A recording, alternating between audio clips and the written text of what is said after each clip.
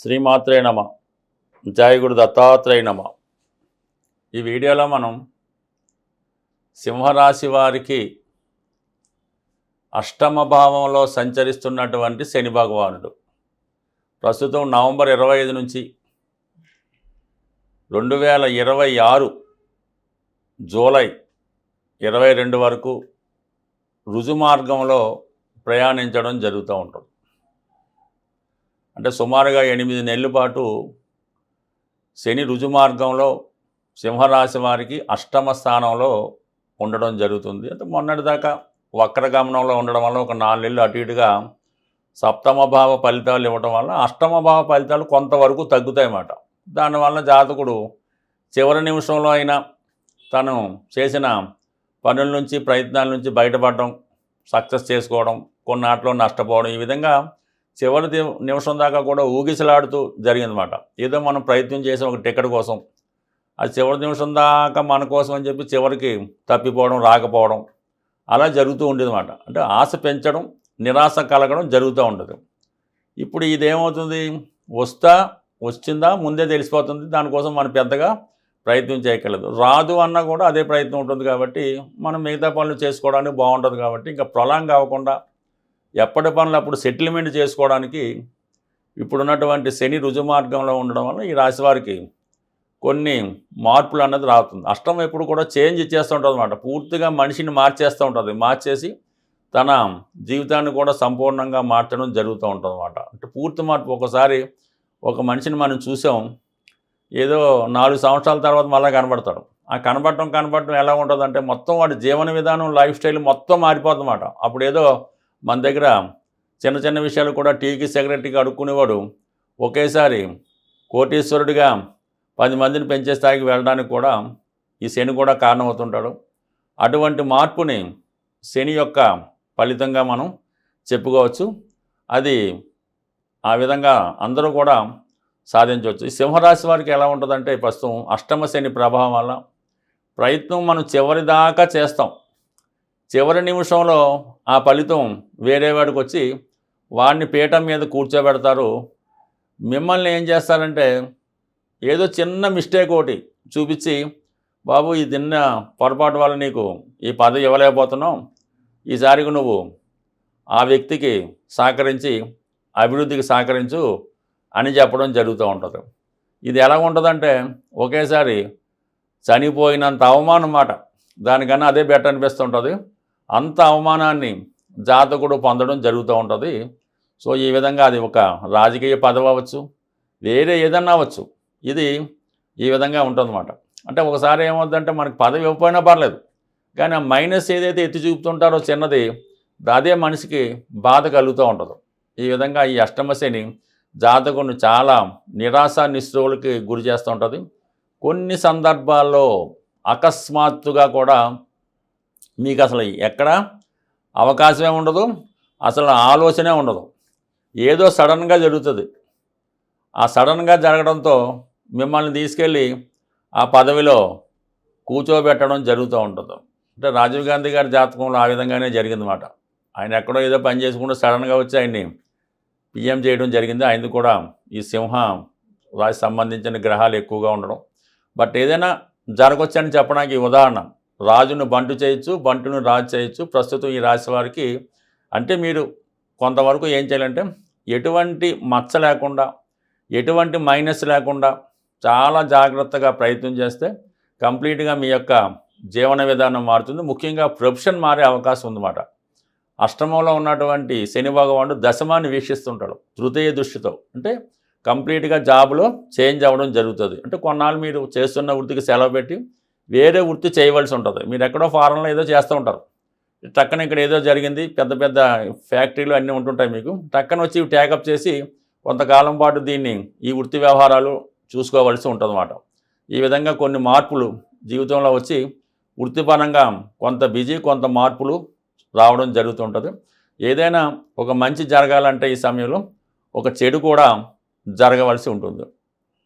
అంటే మొన్న ఈ మధ్యకాలంలో అందరికీ తెలిసే ఉంటుంది, ఒక అధికారి జాబ్ చేసుకుంటే ఏదో పట్టుబడి ఉద్యోగం తీశారు.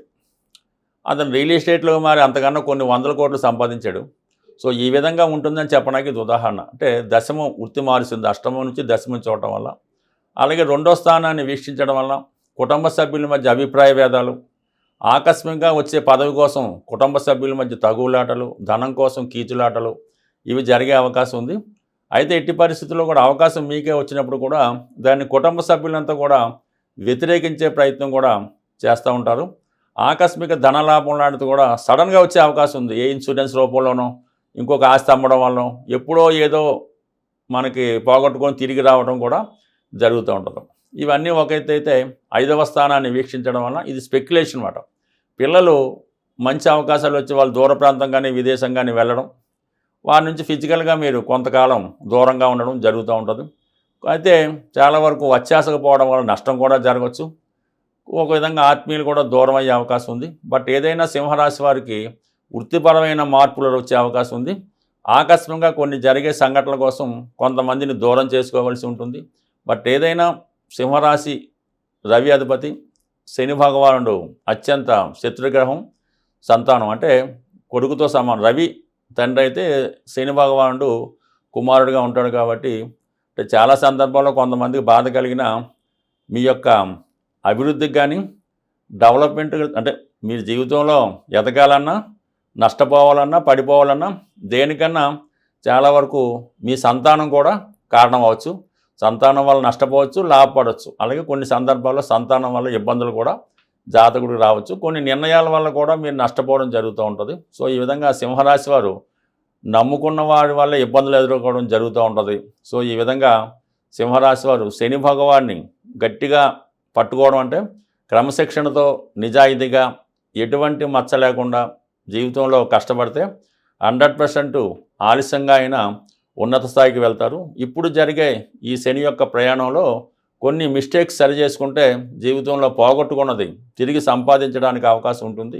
ఏదైనా జాతకంలో, జన్మజాతకంలో, గోచార ఫలితాల్లో గ్రహాలు జాతకుడిని ఇబ్బంది పెడుతున్నప్పుడు ఆ గ్రహానికి తగు విధంగా పరిహారం, శాంతులు చేయించుకోవడం జరుగుతూ ఉంటుంది. ఒకప్పుడు గ్రహాలకి జపాలు అవి చేసి దానం అది ఇవ్వడం అది ఇతరుల ద్వారా చేయించడం జరుగుతూ ఉండేది. కాలగమనంలో అంత నిష్ఠాతులైనటువంటి పండితులు లేకపోవడం వల్ల అది పెద్దగా నెమ్మదిగా ఆ ఆచారం అనేది తగ్గడం జరిగింది. ఈ నవీన కాలంలో ఎవరికి వారు స్వతంత్రంగా చేసుకునే పరిహారాలే బాగా పనిచేయడం జరుగుతూ ఉంటుంది.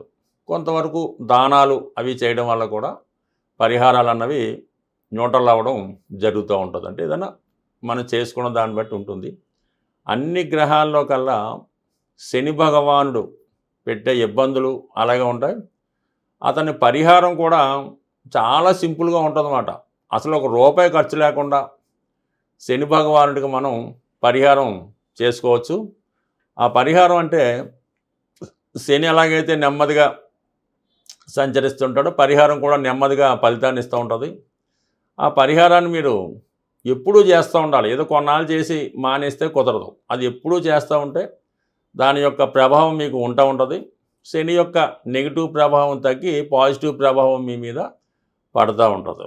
చాలా అందరికీ తెలుసు శని భగవానుడు యొక్క ఆహార పదార్థాలు నువ్వులు శనికి చెందినవి కాబట్టి శని భగవానుడికి ఏదైనా ఒక మీ యొక్క జన్మ నక్షత్రానికి అది శని ప్రభావం ఉన్నప్పుడు మీ జన్మ నక్షత్రం రోజున కానీ మీ జన్మ నక్షత్రానికి 6వ తార సాధన తార రోజు కానీ అది కూడా శనివారం అలాగొచ్చినప్పుడు శివాలయంలో ఉన్నటువంటి శని భగవానుడికి అంటే మిగతా చూడడానికి కాదు అది ఎక్కువ ఫలితం ఇస్తూ ఉంటుంది.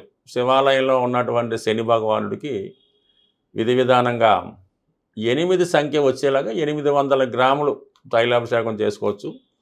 సో అలాగే నువ్వుల దానం పూజా కార్యక్రమాలు చేసుకోవచ్చు. అయితే శని భగవానుడికి పరిహారం చేస్తున్నప్పుడు చాలా నిడారంభరమైన జీవితాన్ని గడుపుతూ ఉండాలన్నమాట.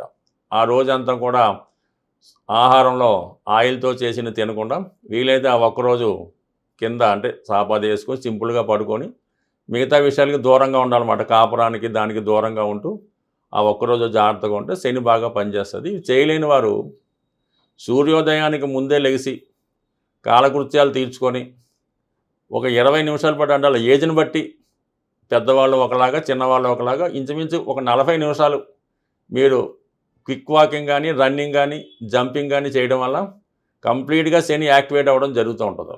నెంబర్ 2, మీ ఇంట్లో పెద్దవాళ్ళు వృద్ధులు ఎవరన్నా ఉంటే వాళ్ళు కొద్దిగా సేవ చేసి వాళ్ళ అవసరాలు తీర్చి వాళ్ళని చిన్న చిన్న పనులు చెప్పినప్పుడు అవి చేస్తూ ఉండాలి. 99% ఇంట్లో పెద్దవాళ్ళు ఉన్నప్పుడు వాళ్ళు చిన్న అవసరాలు కూడా ఒక ట్యాబ్లెట్ తెచ్చి పెట్టమన్నా కూడా ఆ ఇంట్లో ఎవరు కూడా తేడాకి ఇష్టపడరు.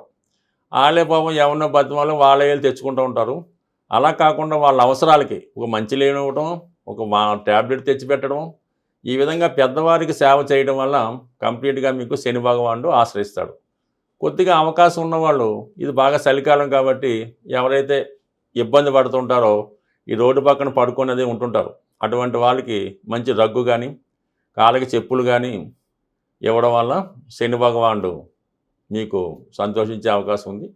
అలాగే ఇది మనకు అనాశరణాలు ఉంటాయి, లేదంటే చిన్న పిల్లలు చదువుకునే హాస్టల్స్ ఉంటాయి కదా, కొన్ని హాస్టల్స్ ఉంటాయి.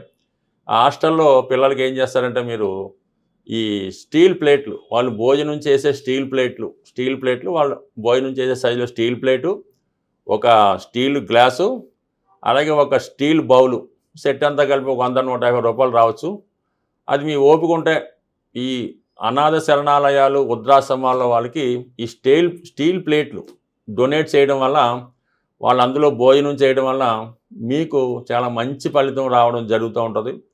లేదంటే ఇంకా బెటర్ రెమెడీ, చాలా కొద్ది రోజుల్లోనే ఒక వారం రోజుల్లోనే మీకు పరిహారం కావాలంటే ఇప్పుడు ఈ అన్న సంతర్పణలు అవి జరుగుతుంటాయి, లేదంటే ఏదన్నా టెంపుల్స్లో బాబాగారి టెంపుల్ అది రోజు అన్నదానం జరుగుతుంటుంది.